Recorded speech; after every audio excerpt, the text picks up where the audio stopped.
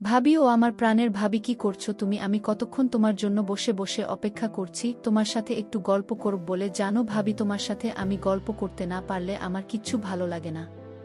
কথাগুলো বলছিল আমার কেউ একটা দেবর, যাকে আমি অনেক অনেক বিশ্বাস করতাম। কিন্তু একদিন ঝড় বৃষ্টির দিন ছিল, আমার স্বামী ব্যবসার কাজে বাহিরে চলে গিয়েছিল। আমি আমার দেবর এর সাথে বসে বসে অতীতের কিছু বিষয় নিয়ে গল্প করছিলাম। হঠাৎ আমার দেবর এমন একটা কাণ্ড করে বসল, তাতে আমি বন্ধুরা বাকিটা গল্পেই বলছি। আশা করি বন্ধুরা তোমরা আমার পুরো গল্পটি মনোযোগ সহকারে শুনবে। নিশ্চয়ই অনেক মজা পাবে। তো তাহলে চলো বন্ধুরা, আর কথা না বাড়িয়ে মূল গল্পে চলে যাই। বন্ধুরা, আমার নাম মুক্তা ফরাইজি, আমি বাংলাদেশের একজন মেয়ে। আমার জীবন ছিল রঙিন, হাসি খুশি এবং স্বপ্নে ভরা। আমার হাসি মুখ আর সহজ সরল কথাবার্তার জন্য গ্রামের সবাই আমাকে পছন্দ করত। আমি সবার সঙ্গে খোলামনে কথা বলতাম এবং মানুষের কথা সহজেই বিশ্বাস করতাম। এই স্বভাবের জন্য অনেকে আমাকে ভালোবাসত। তবে কেউ কেউ মনে করত আমি একটু বেশিই সরল। তবুও আমি সবসময় নিজের মতো থাকতে পছন্দ করতাম। আমার জীবনের এই হাসি খুশি দিনগুলো আরও রঙিন হয়ে উঠল যখন আমার বিয়ে হলো সাব্বিরের সঙ্গে। সাব্বির আমার জীবনের এক নতুন অধ্যায়ের শুরু। সে শহরে ব্যবসা করে মানুষ হিসেবে খুবই শান্ত এবং দায়িত্বশীল। তার সদয় ব্যবহার এবং হাসি আমাকে সবসময় আকর্ষণ করত। বিয়ের পর আমি তার বাড়িতে এলাম, যেখানে আমি আমার দেবর আরিয়ানের সঙ্গে পরিচিত হলাম। আরিয়ান বয়সে আমার থেকে ছোট এবং তার স্বভাব ছিল খুবই প্রাণবন্ত। সেই সবসময় আমার সঙ্গে গল্প করতে চাইত এবং আমার কাছাকাছি সময় কাটাতে পছন্দ করত। প্রথম প্রথম আমি ভেবেছিলাম এটা হয়তো তার স্বাভাবিক বন্ধুত্বপূর্ণ আচরণ। সে বয়সে ছোট, তাই হয়তো আমাকে বড় বোনের মতো দেখে। কিন্তু কিছুদিন যাওয়ার পর আমি লক্ষ্য করলাম আরিয়ানের কথাবার্তা এবং মনোযোগ কিছুটা অস্বাভাবিক মনে হচ্ছে। তার কথায় মাঝে মাঝে এমন কিছু ইঙ্গিত থাকত যা আমাকে ভাবিয়ে তুলত। আমি মনে মনে ভাবতাম তারই আচরণের পিছনে কি কারণ থাকতে পারে। আমি সাব্বিরের কাছে আরিয়ানের আচরণের কথা জানানোর চেষ্টা করেছিলাম। কিন্তু সাব্বির তার ছোট ভাইকে খুব ভালোবাসে এবং তার উপর পূর্ণ ভরসা করে। সে বলতো, মুক্তা, আরিয়ান তো ছেলে মানুষ, ওর মনে কোনো খারাপ চিন্তা থাকতে পারে না, ও তোমাকে বড় বোনের মতোই সম্মান করে। সাব্বিরের কথায় আমার মন আরও দ্বিধায় পড়ে গেল। আমি কি তবে ভুল বুঝছি, নাকি আরিয়ানের আচরণের পেছনে সত্যিই কিছু আছে? আমি ঠিক করলাম আমাকে আরও সতর্ক হতে হবে। একদিন সকালে সাব্বির যখন তার ব্যবসার কাজে শহরে গিয়েছিল, আরিয়ান আমার কাছে এসে বলল, ভাবি, তুমি সব সময় এত চিন্তিত থাকো কেন? চলো বাগানে একটু বসে গল্প করি। আমি তার কথা হালকা হেসে বললাম, আরিয়ান, আমার অনেক কাজ আছে, তুমি বরং তোমার বন্ধুদের সঙ্গে সময় কাটাও। কিন্তু সে হাসি মুখে বলল, ভাবি, তুমি আমার সঙ্গে কথা বলতে চাও না কেন? আমি কি তোমার কাছে বিরক্তিকর? আমি শান্ত খাবে উত্তর দিলাম না। আরিয়ান, তুমি বিরক্তিকর নও, আমি শুধু একটু ব্যস্ত। আরিয়ানের এই ধরনের কথাবার্তা আমাকে ক্রমশ অস্বস্তিতে ছিল। সে যখনই সুযোগ পেত আমার সঙ্গে বেশি সময় কাটানোর চেষ্টা করত। একদিন বিকেলে বাড়িতে কেউ না থাকার সুযোগে সে আমার কাছে এসে বলল, ভাবি, তোমার বইগুলো খুব সুন্দরভাবে সাজানো, আমাকে একটা বই পড়তে দাও না? আমি দ্রুত বললাম, আরিয়ান, তুমি নিজে বই বেছে নিতে পারো, আমি এখন একটু ব্যস্ত। আমি তাকে স্পষ্ট করে বুঝিয়ে দিতে চাইলাম যে আমি তার সঙ্গে অযথা সময় কাটাতে চাই না। আমার মনের মধ্যে একটা দ্বন্দ্ব চলছিল। আরিয়ানের আচরণের পেছনে কী উদ্দেশ্য থাকতে পারে তা আমি বুঝতে পারছিলাম না। তার কথাবার্তা আমাকে ভাবিয়ে তুলছিল। আমি ঠিক করলাম আমাকে আরও সাবধানে থাকতে হবে। আমি সাব্বিরের সঙ্গে এই বিষয়ে খোলাখুলি কথা বলার জন্য অপেক্ষা করছিলাম। কিন্তু সাব্বির বাড়িতে থাকলে মারিয়ান হঠাৎ স্বাভাবিক হয়ে যেত, যা আমাকে আরও বিভ্রান্ত করছিল। দিনগুলো এভাবেই কাটছিল। আমি আরিয়ানের আচরণের পেছনের কারণ বোঝার চেষ্টা করছিলাম। তার প্রতিটি কথা আমাকে নতুন করে ভাবিয়ে তুলছিল। আমার মনে হচ্ছিল তার এই সব কিছুর পেছনে কিছু একটা রহস্য আছে যা আমি এখনও বুঝতে পারিনি। দিনগুলো দ্রুত পার হচ্ছিল। আরিয়ানের আচরণে নিয়ে আমার মনে সন্দেহ ক্রমশ বাড়ছিল। সে যখনই আমার সঙ্গে কথা বলতো তার কথায় একটা অতিরিক্ত মনোযোগ থাকত, যেন সে আমার সঙ্গে বেশি সময় কাটাতে চায়। আমি তার আচরণের পেছনের উদ্দেশ্য বুঝতে পারছিলাম না। আমি চেষ্টা করতাম তার সঙ্গে দূরত্ব বজায় রাখতে, কিন্তু আরিয়ান যেন সবসময় আমার সঙ্গে কথা বলার সুযোগ খুঁজত। তার প্রাণবন্ত স্বভাব আমাকে কিছুটা অস্বস্তিতে ফেলত। আমি মনে মনে ভাবতাম তার এই আচরণের কারণ কি হতে পারে। একদিন সকালে আমি রান্নাঘরে কাজ করছিলাম। সাব্বির শহরে তার ব্যবসার কাজে গিয়েছিল। বাড়িতে আমি একা। হঠাৎ আরিয়ান এসে বলল, ভাবি তুমি সব সময় এত কাজ করো কেন, একটু বাইরে এসো না।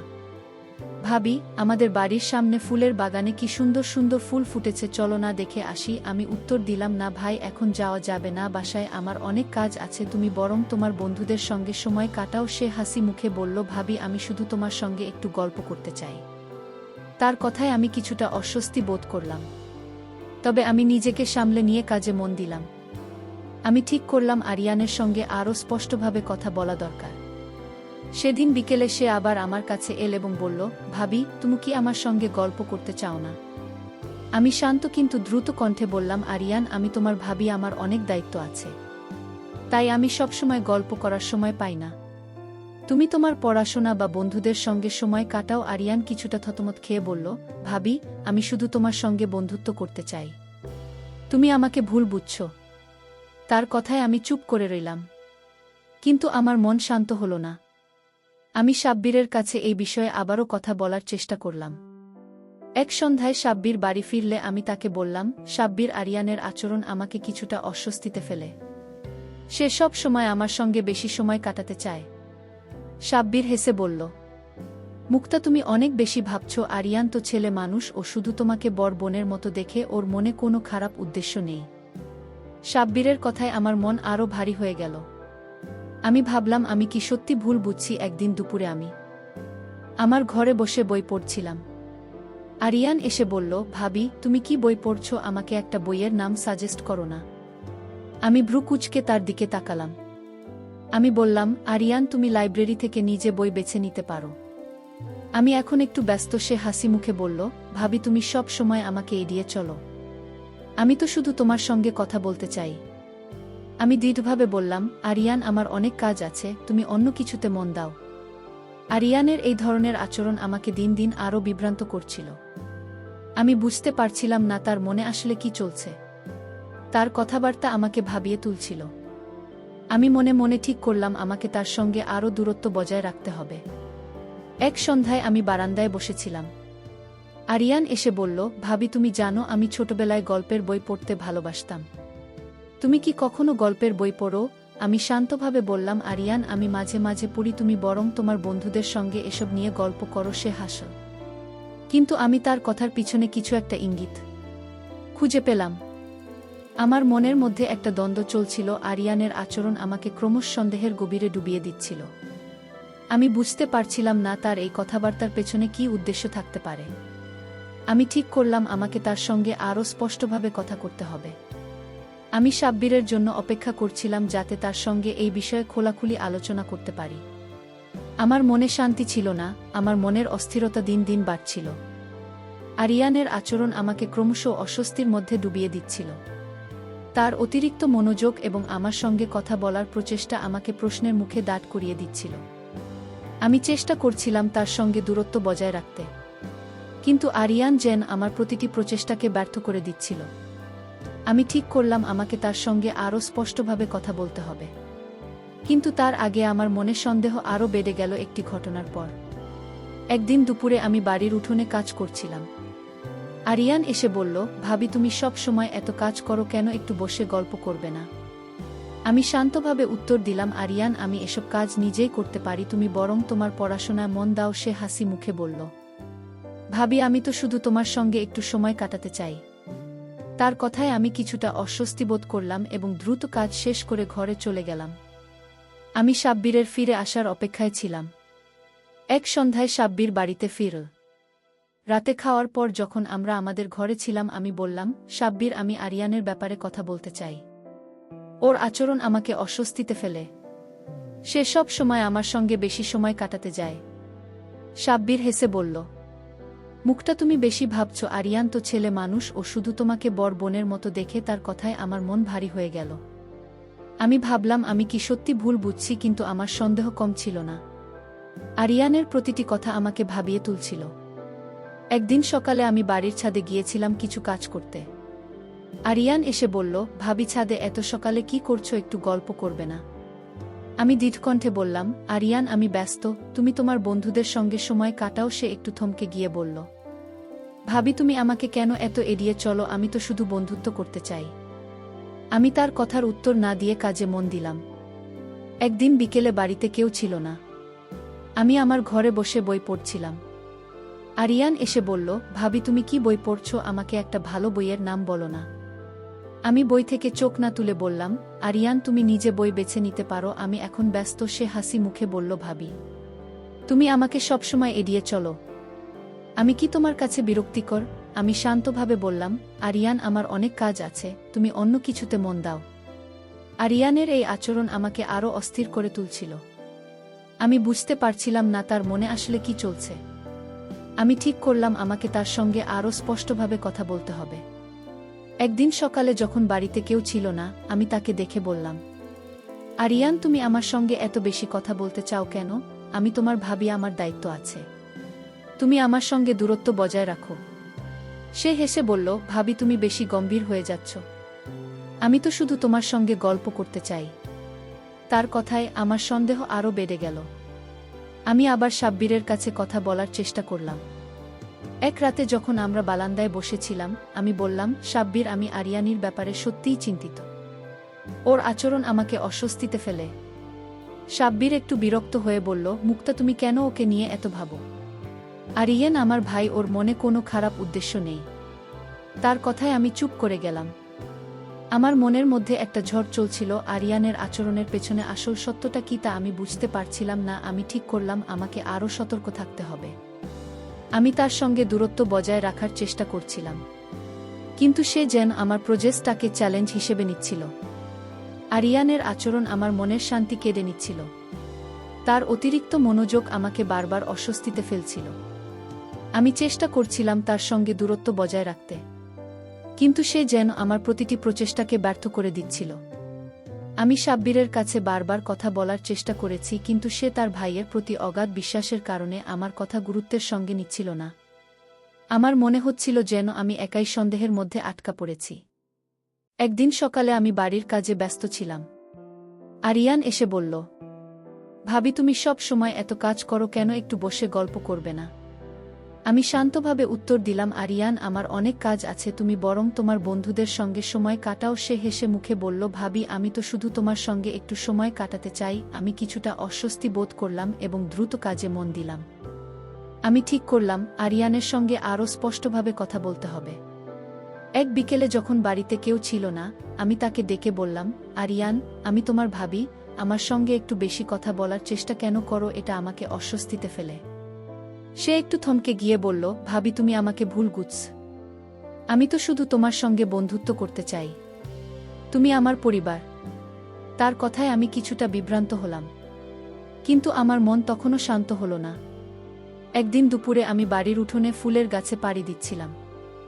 আরিয়ান এসে বলল, ভাবি তুমি ফুলের এত যত্ন নাও, খুব সুন্দর লাগে, আমি কি তোমাকে সাহায্য করতে পারি? আমি বললাম, আরিয়ান আমি এই কাজ নিজেই করতে পারি, তুমি অন্য কিছুতে মন দাও। সে হাসি মুখে বলল, ভাবি আমি তো শুধু তোমার সঙ্গে সময় কাটাতে চাই। আমি তার কথার উত্তর না দিয়ে কাজে মন দিলাম। আমি সাব্বিরের কাছে আবারও কথা বলার চেষ্টা করলাম। এক সন্ধ্যায় যখন আমরা বারান্দায় বসেছিলাম, আমি বললাম, সাব্বির আরিয়ানের আচরণ আমাকে সত্যিই অস্বস্তিতে ফেলে, ও সবসময় আমার সঙ্গে বেশি সময় কাটাতে চায়। সাব্বির একটু বিরক্ত হয়ে বলল, মুক্তা তুমি কেন ওকে নিয়ে তো ভাবো? আরিয়ান আমার ভাই, ওর মনে কোনো খারাপ উদ্দেশ্য নেই। তার কথায় আমি চুপ করে গেলাম, কিন্তু আমার মনের অস্থিরতা কমল না। একদিন সকালে আমি রান্নাঘরে কাজ করছিলাম। আরিয়ান এসে বলল, ভাবি তুমি এত ভালো রান্না করো, আমি কি তোমার কাছ থেকে কিছু শিখতে পারি? আমি দ্বিধকণ্ঠে বললাম, আরিয়ান তুমি তোমার পড়াশোনা বা অন্য কাজে মন দাও, আমি এখন ব্যস্ত। সে হাসি মুখে বলল, ভাবি তুমি আমাকে কিছু শিখতে দেবে না, আমি তো শুধু তোমার সঙ্গে একটু গল্প করতে চাই। আমি তার কথার উত্তর না দিয়ে কাজে মন দিলাম। আমি ঠিক করলাম আরিয়ানের সঙ্গে আরও স্পষ্টভাবে কথা বলতে হবে। একদিন বিকেলে যখন বাড়িতে কেউ ছিল না, আমি তাকে ডেকে বললাম, আরিয়ান তুমি আমার সঙ্গে এত বেশি কথা বলার চেষ্টা কেন করো? আমি তোমার ভাবি, আমার সাথে কথা বলার সময় অবশ্যই তোমার শালীনতা বজায় রাখা উচিত। সে হেসে বলল, ভাবি তুমি বেশি গম্ভীর হয়ে যাচ্ছ, আমি তো শুধু তোমার সঙ্গে বড় বোন প্লাস বন্ধুর মতো মনে করি। তার কথায় আমার সন্দেহ আরও বেড়ে গেল। আরিয়ানের ভাব নমুনা আমাকে দিন দিন আরও বিভ্রান্ত করছিল। তার অতিরিক্ত মনোযোগ এবং আমার সঙ্গে বারবার কথা বলার চেষ্টা আমার মনে সন্দেহ তৈরি করছিল। আমি চেষ্টা করছিলাম তার সঙ্গে দূরত্ব বজায় রাখতে, কিন্তু সে যেন আমার প্রতিটি প্রচেষ্টাকে ব্যর্থ করে দিচ্ছিল। আমি সাব্বিরের কাছে বারবার কথা বলার চেষ্টা করেছি, কিন্তু তার ভাইয়ের প্রতি অগাধ বিশ্বাস আমার কথাকে গুরুত্ব দেয়নি। আমি ঠিক করলাম আমাকে নিজেই এই রহস্যের জট খুলতে হবে। একদিন সকালে আমি বাড়ির কাজে ব্যস্ত ছিলাম।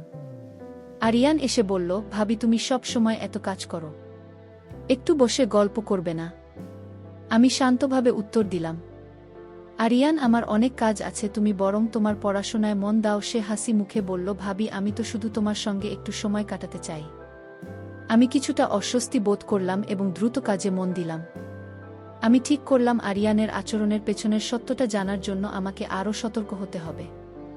এক বিকেলে যখন বাড়িতে কেউ ছিল না, আমি তাকে ডেকে বললাম, আরিয়ান তুমি আমার সঙ্গে এত বেশি কথা বলার চেষ্টা কেন করো? আমি তোমার ভাবি, এটা আমাকে অস্বস্তিতে ফেলে। সে একটু থমকে গিয়ে বলল, ভাবি তুমি আমাকে ভুল বুঝছ, আমি তো শুধু তোমার সঙ্গে বন্ধুত্ব করতে চাই, তুমি আমার পরিবার। তার কথায় আমি কিছুটা বিভ্রান্ত হলাম, কিন্তু আমার মন তখনও শান্ত হল না। একদিন দুপুরে আমি বাড়ির উঠোনে বসেছিলাম। আরিয়ান এসে বলল, ভাবি তুমি বাগানে এত যত্ন নাও, খুব সুন্দর লাগে, আমি কি তোমাকে সাহায্য করতে পারি? আমি বললাম, আরিয়ান আমি এই কাজ নিজেই করতে পারি, তুমি অন্য কিছুতে মন দাও। সে হাসি মুখে বলল, ভাবি আমি তো শুধু তোমার সঙ্গে একটু সময় কাটাতে চাই। আমি তার কথার উত্তর না দিয়ে কাজে মন দিলাম। আমি চেষ্টা করছিলাম তার সঙ্গে দূরত্ব বজায় রাখতে, কিন্তু সে যেন আমার প্রতিটি প্রচেষ্টাকে ব্যর্থ করে দিচ্ছিল। সাব্বিরের কাছে কথা বলেও কোনো লাভ হচ্ছিল না, কারণ সে তার ভাইয়ের প্রতি অগাধ বিশ্বাস রাখত। আমি ঠিক করলাম আমাকে নিজেই এই রহস্যের সমাধান করতে হবে। একদিন সকালে আমি বাড়ির বাগানে কাজ করছিলাম। আরিয়ান এসে বলল, ভাবি তুমি বাগানে এত যত্ন নাও, খুব সুন্দর লাগে, আমি কি তোমাকে সাহায্য করতে পারি? আমি বললাম, আরিয়ান আমি এই কাজ নিজেই করতে পারি, তুমি বরং তোমার পড়াশোনা মন দাও। সে হাসি মুখে বলল, ভাবি আমি তো শুধু তোমার সঙ্গে একটু সময় কাটাতে চাই। আমি কিছুটা অস্বস্তি বোধ করলাম এবং কাজে মন দিলাম। আমি ঠিক করলাম আরিয়ানের সঙ্গে আরও স্পষ্টভাবে কথা বলতে হবে। এক বিকেলে যখন বাড়িতে কেউ ছিল না, আমি তাকে ডেকে বললাম, আরিয়ান তুমি আমার সঙ্গে এত বেশি কথা বলার চেষ্টা কেন করো? আমি তোমার ভাবি, এটা আমাকে অস্বস্তিতে ফেলে। সে একটু থমকে গিয়ে বলল, ভাবি তুমি আমাকে ভুল বুঝছ, আমি তো শুধু তোমার সঙ্গে বন্ধুত্ব করতে চাই, তুমি আমার পরিবার। তার কথায় আমি কিছুটা বিভ্রান্ত হলাম, কিন্তু আমার মন তখনও শান্ত হল না। একদিন বিকেলে আমি আমার ঘরে বসে একটা বই পড়ছিলাম। আরিয়ান এসে বলল, ভাবি তুমি কি বই পড়ছো? আমাকে একটা ভালো বইয়ের নাম বলো না। আমি বই থেকে চোখ না তুলে বললাম, আরিয়ান আমি ব্যস্ত, তুমি নিজে বই বেছে নাও। সে হাসি মুখে বলল, ভাবি তুমি আমাকে কেন এত এড়িয়ে চলো? আমি তো শুধু তোমার সঙ্গে গল্প করতে চাই। আমি শান্তভাবে বললাম, আরিয়ান আমার অনেক কাজ আছে, তুমি অন্য কিছুতে মন দাও। আমি ঠিক করলাম আরিয়ানের আচরণের পেছনের সত্য জানার জন্য আমাকে আরও সতর্ক হতে হবে। একদিন সন্ধ্যায় যখন বাড়িটা কেউ ছিল না, আমি তাকে ডেকে বললাম, আরিয়ান তুমি আমার সঙ্গে এত বেশি কথা বলার চেষ্টা কেন করো? আমি তোমার ভাবি, আমার দায়িত্ব আছে, তুমি দূরত্ব বজায় রাখো। সে হেসে বলল, ভাবি তুমি বেশি গম্ভীর হয়ে যাচ্ছ, আমি তো শুধু তোমার সঙ্গে বন্ধুত্ব করতে চাই। তার কথায় আমার সন্দেহ আরও বেড়ে গেল। একদিন দুপুরে আমি রান্নাঘরে কাজ করছিলাম। আরিয়ান এসে বলল, ভাবি তুমি এত ভালো রান্না করো, আমি কি তোমার কাছ থেকে কিছু শিখতে পারি? আমি দৃঢ়কণ্ঠে বললাম, আরিয়ান তুমি তোমার পড়াশোনা বা অন্য কাজে মন দাও, আমি এখন ব্যস্ত। সে হাসি মুখে বলল, ভাবি তুমি আমাকে কিছু শিখতে দেবে না, আমি তো শুধু তোমার সঙ্গে গল্প করতে চাই। আমি তার কথার উত্তর না দিয়ে কাজে মন দিলাম। আমি সাব্বিরের কাছে আবারও কথা বলার চেষ্টা করলাম। এক রাতে যখন আমরা বারান্দায় বসেছিলাম, আমি বললাম, সাব্বির আমি আরিয়ানের ব্যাপারে সত্যিই চিন্তিত, ওর আচরণ আমাকে অস্বস্তিতে ফেলে। সাব্বির একটু বিরক্ত হয়ে বলল, মুক্তা তুমি কেন ওকে নিয়ে এত ভাবো? আরিয়ান আমার ভাই, ওর মনে কোনো খারাপ উদ্দেশ্য নেই। তার কথায় আমি চুপ করে গেলাম, কিন্তু আমার মন শান্ত হল না। আমি বুঝতে পারছিলাম না তার এই কথাবার্তার পেছনে আসল উদ্দেশ্য কি। আমি ঠিক করলাম আমাকে আরও সতর্ক হতে হবে। আমি তার সঙ্গে দূরত্ব বজায় রাখার চেষ্টা করছিলাম, কিন্তু সেই যেন আমার প্রতিটি প্রচেষ্টাকে চ্যালেঞ্জ হিসেবে নিচ্ছিল। আরিয়ানের আচরণ আমার মনের শান্তি কেড়ে নিয়েছে। তার অতিরিক্ত মনোযোগ এবং আমার সঙ্গে বারবার কথা বলার চেষ্টা আমাকে ক্রমশ অস্থির করে তুলছিল। আমি তাকে বারবার এড়িয়ে চলার চেষ্টা করেছি, কিন্তু সে যেন আমার প্রতিটি প্রচেষ্টাকে ব্যর্থ করে দিচ্ছিল। সাব্বিরের কাছে কথা বলেও কোনো লাভ হয়নি, কারণ সে তার ভাইয়ের প্রতি অগাধ বিশ্বাস রাখত। আমি ঠিক করলাম আমাকে নিজেই আরিয়ানের আচরণের পেছনে সত্য বের করতে হবে। একদিন সকালে আমি বাড়ির বারান্দায় বসে চা খাচ্ছিলাম। আরিয়ান এসে বলল, ভাবি তুমি এত সকালে উঠে কি করো, একটু গল্প করবে না? আমি শান্তভাবে উত্তর দিলাম, আরিয়ান আমি একটু একা থাকতে চাই, তুমি বরং তোমার পড়াশোনায় মন দাও। সে হাসি মুখে বলল, ভাবি আমি তো শুধু তোমার সঙ্গে একটু সময় কাটাতে চাই। আমি কিছুটা অস্বস্তি বোধ করলাম এবং চায়ে মন দিলাম। আমি ঠিক করলাম আরিয়ানের মনের কথা জানার জন্য আমাকে আরও সতর্ক হতে হবে। একদিন দুপুরে বাড়িতে কেউ ছিল না। আমি ইচ্ছা করে একটু বেশি সময় বারান্দায় বসলাম যাতে দেখি আরিয়ান কিভাবে প্রতিক্রিয়া দেখায়। সে এসে বলল, ভাবি তুমি আজ বারান্দায় অনেকক্ষণ বসে আছো, কিছু ভাবছো? আমি শান্তভাবে বললাম, আরিয়ান আমি শুধু একটু বিশ্রাম করছি। তুমি আমার সঙ্গে এত কথা বলতে চাও কেন? সে একটু থমকে গিয়ে বলল, ভাবি তুমি আমাকে ভুল বুঝছো, আমি তো শুধু তোমার সঙ্গে বন্ধুত্ব করতে চাই, তুমি আমার পরিবার। আমি দীর্ঘ কণ্ঠে বললাম, আরিয়ান আমি তোমার ভাবি, আমার সঙ্গে দূরত্ব বজায় রাখো। একদিন বিকেলে আমি বাড়ির উঠোনে বসেছিলাম। আরিয়ান এসে বলল, ভাবি তোমার বাগানের ফুলগুলো খুব সুন্দর হয়েছে, আমি কি তোমাকে কিছু সাহায্য করতে পারি? আমি বললাম, আরিয়ান আমি এই কাজ নিজেই করতে পারি, তুমি অন্য কিছুতে মন দাও। সে হাসি মুখে বলল, ভাবি আমি তো শুধু তোমার সঙ্গে সময় কাটাতে চাই। আমি তার কথার উত্তর না দিয়ে কাজে মন দিলাম। আমি সাব্বিরের কাছে আবারও কথা বলার চেষ্টা করলাম। এক রাতে যখন আমরা ঘরে বসেছিলাম আমি বললাম, সাব্বির আমি আরিয়ানের ব্যাপারে সত্যিই চিন্তিত, ওর আচরণ আমাকে অস্বস্তিতে ফেলে। সাব্বির একটু বিরক্ত হয়ে বলল, মুক্তা তুমি কেন ওকে নিয়ে এত ভাব? আরিয়ান আমার ভাই, ওর মনে কোনো খারাপ উদ্দেশ্য নেই। তার কথায় আমি চুপ করে গেলাম, কিন্তু আমার মন শান্ত হলো না। আমি ঠিক করলাম আরিয়ানের আচরণের পেছনে সত্য জানার জন্য আমাকে আরও কৌশলী হতে হবে। একদিন সন্ধ্যায় যখন বাড়িতে কেউ ছিল না আমি তাকে ডেকে বললাম, আরিয়ান তুমি আমার সঙ্গে এত বেশি কথা বলার চেষ্টা কেন করো? তুমি কি কিছু লুকোচ্ছ? সে হেসে বলল, ভাবি তুমি বেশি গম্ভীর হয়ে যাচ্ছ, আমি তো শুধু তোমার সঙ্গে বন্ধুত্ব করতে চাই। তার কথায় আমার সন্দেহ আরও বেড়ে গেল। আমার মনের মধ্যে একটা ঝড় চলছিল। আরিয়ানের আচরণ আমাকে ক্রমশ আরও গভীর রহস্যের দিকে ছিল। আমি বুঝতে পারছিলাম না তার এই কথাবার্তার পেছনে আসল উদ্দেশ্য কি। আমি ঠিক করলাম আমাকে আরও সতর্ক হতে হবে। আমি তার সঙ্গে দূরত্ব বজায় রাখার চেষ্টা করছিলাম, কিন্তু সে যেন আমার প্রতিটি প্রচেষ্টাকে চ্যালেঞ্জ হিসেবে নিচ্ছিল। আমি জানতাম এই গল্পের পেছনে কিছু একটা রহস্য আছে, আর আমাকে সেই সত্যটা খুঁজে বের করতেই হবে। আরিয়ানের আচরণ আমাকে এতটাই অস্থির করে তুলেছিল যে আমি আর চুপ করে থাকতে পারছিলাম না। তার অতিরিক্ত মনোযোগ এবং আমার সঙ্গে বারবার কথা বলার চেষ্টা আমার মনে একটা গভীর সন্দেহ তৈরি করেছিল। সাব্বিরের কাছে বারবার কথা বলেও কোনো লাভ হয়নি, কারণ সে তার ভাইয়ের প্রতি অগাধ বিশ্বাস রাখত। আমি ঠিক করলাম এবার আমাকে নিজেই এই রহস্যের সমাধান করতে হবে। আমি আরিয়ানের আচরণের পেছনের সত্য জানার জন্য একটি পরিকল্পনা করলাম। একদিন বিকেলে বাড়িতে কেউ ছিল না। আমি ইচ্ছা করে বারান্দায় বসে একটু সময় কাটালাম যাতে দেখি আরিয়ান কিভাবে প্রতিক্রিয়া দেখায়। সে এসে বলল, ভাবি তুমি বারান্দায় বসে কি ভাবছো, একটু গল্প করবে না? আমি শান্তভাবে বললাম, আরিয়ান আমি শুধু একটু বিশ্রাম করছি, তুমি আমার সঙ্গে এত কথা বলতে চাও কেন? সে একটু থমকে গিয়ে বলল, ভাবি তুমি আমাকে ভুল বুঝছো, আমি শুধু তোমার সঙ্গে বন্ধুত্ব করতে চাই, তুমি আমার পরিবার। আমি দৃঢ়কণ্ঠে বললাম, আরিয়ান আমি তোমার ভাবি, আমার সঙ্গে দূরত্ব বজায় রাখো। এখন বলো তুমি কি কিছু লুকোচ্ছ? আরিয়ান একটু ইতস্তত করে বলল, ভাবি আমি একটা ভুল করে ফেলেছি, তোমার কাছে বা ভাইয়ের কাছে কিভাবে বলো বুঝতে পারছি না। আমি অবাক হয়ে বললাম, কি ভুল? এখনো তো কিছুই হয়নি, তুমি কি বলতে চাও? সে মাথা নিচু করে বলল, ভাবি তুমি যা ভাবছো তা ভুল, আমার তোমার প্রতি কোনো খারাপ উদ্দেশ্য নেই, আমি আসলে একটা বিষয় নিয়ে খুব টেনশনে আছি। আমি বললাম, আরিয়ান আমি থাকতে তোমার কিসের টেনশন? নিশ্চিন্তে বলল। আরিয়ান একটু দ্বিধা করে বলল, ভাবি আমি তোমার ছোট বোন তাহমিনার সঙ্গে 1 সপ্তাহ আগে গোপনে বিয়ে করে ফেলেছি। তার কথা শুনে আমি যেন অবাক হয়ে গেলাম। তাহমিনার? আরিয়ান আমি কখনো কল্পনাও করিনি তারা এমন কিছু করবে। আমি অবাক হয়ে বললাম, তাহমিনা তুমি? আর তাহমিনা এটা কিভাবে হলো? আরিয়ান বলল, ভাবি আমরা দুজন দুজনকে অনেক দিন ধরে পছন্দ করি, কিন্তু আমি জানতাম তুমি আর ভাই এটা সহজে মেনে নেবে না। তাই আমি তোমার সঙ্গে কাছাকাছি থাকার চেষ্টা করছিলাম যাতে তোমার সমর্থন পাই। আমি চাই তুমি আমাদের বিয়েটা মেনে নাও। আমি কিছুক্ষণ চুপ করে থাকলাম। আরিয়ানের এই কথা আমার সব সন্দেহ দূর করে দিল। আমি ভেবেছিলাম তার আমার প্রতি অন্য কোনো উদ্দেশ্য আছে, কিন্তু সে আসলে আমার ছোট বোনের প্রতি ভালোবাসায় এতটা আন্তরিক ছিল। আমি বললাম, আরিয়ান, তুমি আমাকে এতদিন এটা বলনি কেন? আমি তোমাকে ভুল বুঝেছি। সে মাথা নিচু করে বলল, ভাবি, আমি ভয় পাচ্ছিলাম।